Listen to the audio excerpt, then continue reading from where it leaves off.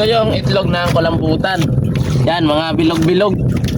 Tapos ito naman yung sapusit. Ang sapusit ay mga mahaba.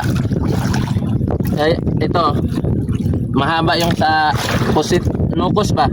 Tapos itong sa kulambutan ay bilog lang siya. Parang mga jolin. Mga idol, medyo masama na naman yung panahon. Kasi may bagyo na naman daw.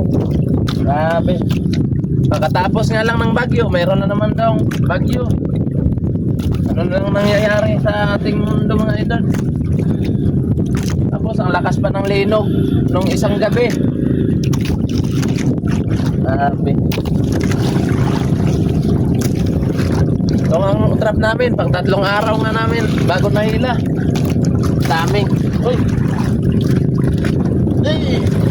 Ang laki ng cuttlefish mga idol. Ang daming itlog niya mga idol oh. Itlog ng cuttlefish. Kaya lang yung cuttlefish ay patay na. Yung kulambutan ba? Kulambutan po ito kung tawagin sa amin mga idol. Grabe ang laki ng kulambutan. Ito mga idol oh. Ang laki ng kulambutan. Kaya lang patay na mga idol. Hindi na makapakinabangan. Yan mga idol oh. Mga laso-laso na yung gilid niya. Sayang mga idol oh. Mga siguro mga 2 kilo to. Ang daming itlog niya.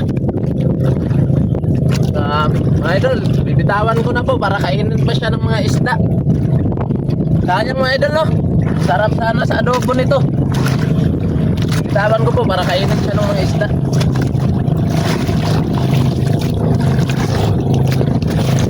Ang laki. Ito mga idol oh. Ito yung itlog ng kulambutan. Iba siya sa itlog sa pusit. Papakita ko sa inyo mga idol. Ito yung itlog ng kulambutan. Yan, mga bilog-bilog. Tag-iisang bilog-bilog. Tapos ito naman yung sapusit. Ang sapusit ay mga mahaba. Ay, ito, mahaba yung sa pusit, nukos ba? Tapos itong sa kulambutan ay bilog lang siya. Parang mga jolin. Ito mga idol, oh, yung sapusit. Kaya bibitawan ko po yung mga itlog para mapipisa siya. Ang dami oh. Sayang ng cuttlefish.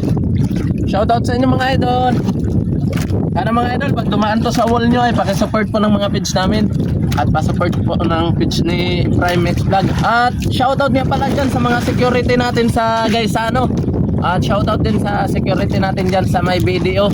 Sa mga sumusuporta sa akin, shoutout po. At shoutout po pala dyan sa yung kahapon yung 3 dalaga na mga taga-Mayahay. Nakalimutan ko yung mga pangalan nyo mga idol. Pasensya na po kayo. Shoutout po sa inyo. Shoutout sa mga taga-Mayahay dyan. Sa 3 magagandang dalaga kahapon na nakakilala sa akin sa lungsod ng Kawayan. Shoutout sa mga taga-Mayahay. Maraming salamat sa suporta. Bye mga idol. God bless.